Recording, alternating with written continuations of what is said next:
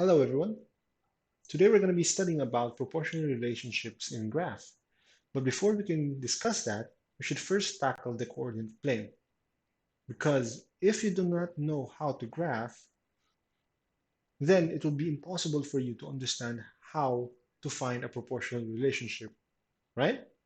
So let's start. So here we have the coordinate plane. As you can see, the coordinate plane is just basically two lines, right? We have the line going down and we have this line going from side to side. Now we also have points here. We have this point, this point, this point, and this point. Beside those points, we have numbers, right? So it's a comma, number, a parenthesis, number, comma, number, and then closing parenthesis, right? So this is called the coordinate plane, right? So the coordinate plane is divided by two number lines. So you remember those number lines that you used to study when you were kids, right? Basically, it's just like that, right? But you will have two number lines, one being horizontal, like this, and one being vertical, right? Like so. So this, okay, is your number line. Also, this is your number line, but we have two of them, right? So the coordinate plane is filled with points, or it will be filled with points later on as we discuss more about graphing. So infinitely many points. And somewhere among those points is the point we call the origin, right? So what is the origin? The origin is basically the point where the two number lines meet. It's the very center point of your Cartesian plane or your coordinate plane, all right? As you can see here, this is our origin. It's in the middle of our horizontal number line and our vertical number line, right? So the two number lines have special names. Yes, it has special names. Our horizontal line is called the x-axis, while our vertical number line is called the y-axis. The plural, oh, I'm sorry, the plural of axis is axis. We often talk about the coordinate axis, right? So we don't say coordinate axis. We say axis because there's two of them, right? So in the coordinate plane, as I told you before, or as you've seen before, we have points. We have a lot of points, right? So each individual point is actually called a coordinate, okay? So what is a coordinate then? A coordinate is basically an address, as you can see here, right? It is an address that tells you how you can get to that specific point if you start from the origin. What do I mean by that? So as we can see here, first, you have to understand what a coordinate is. So a coordinate is basically made up of an x value and a y value, all right? You have to remember that x values always go first, followed by the y value, okay? So each pair that you have is called an ordered pair, all right? So anything written between these two parentheses, the opening and the closing parentheses, is called an ordered pair.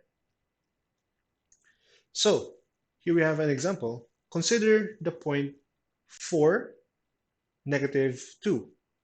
Okay, so if you look over here, the first number tells you how far you need to move along the x-axis. All right, so again, the first digit that we have within our ordered pair is always going to be in the x-axis. All right, so how do we do that then?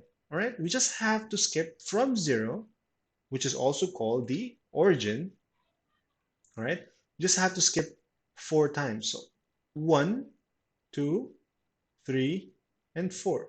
So over here will be our first point, all right? But we don't put a dot there yet because we're not complete. We still have the other number, which is -2, right? So the second number then tells you how far to move up or down, right? If the first number tells you how far you need to go right or left, the second number tells you how far you need to move up or down. So the -2 tells you you need to move down, all right? If it's a positive number, you have to go up, all right? Same thing with the x-axis. If it's a positive number, you need to go right. But if it's a negative number, for the x-axis, we have to go left, all right? So again, we need to go down 2 steps, and that's where our point will be. And that's where you will write or make a dot, or that's where your coordinate will be. All right. Now, to get to the origin, from the origin, we don't have to move at all. So basically, as I told you before, the origin is the starting place always, and it's the very center of our coordinate plane. So that means it also has a point, right? So the ordered pair for our origin is designated by 0 and 0, right? So 0, comma 0 is the ordered pair for the origin. Oh, there's so much stuff in here, all right? So to explain it, yeah, we'll use this one instead. To explain this slide, right, we basically have 4 regions, right, within the coordinate plane, right?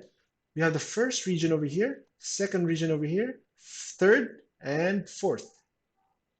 So what is the difference between these regions? First of all, each region can also be called a quadrant, right? And each quadrant is labeled in Roman numerals. That's what we have over here. That's why you have Roman numeral number 1, 2, 3, and 4, right? So what is the difference between the 4 quadrants? Well, each quadrant has different values, all right? For quadrant 1, which is over here, we have an example here, 2, comma 3, right? So 2, comma 3 is in quadrant 1 because it has both positive x and positive y, okay? So that's the main definition for quadrant 1. Basically, you will have positive x and positive y. How about then for quadrant 2? Well, for quadrant 2, you will have negative x and positive y still, okay? And then for quadrant 3, we will both have negative, okay? So that's going to be a negative x and a negative y. And similarly, for quadrant 4, we will have positive x while having a negative y value, okay? So here's actually a practice for you. So go ahead and create your coordinate plane and try to draw or try to plot these coordinates. So you have 8 and -7, 4 and 0, -4 and -5, 0 and -9, and then 7 and 12. Okay? You can pause the video if you want to answer. Right? So I also want you to understand what each of these words mean. Right? So I want you to define them in the way you understood them while I discussed about them.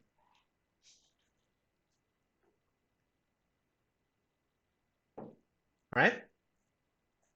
I hope you're done. Join me in the next video to learn exactly what it means or what proportional relationship in graph means.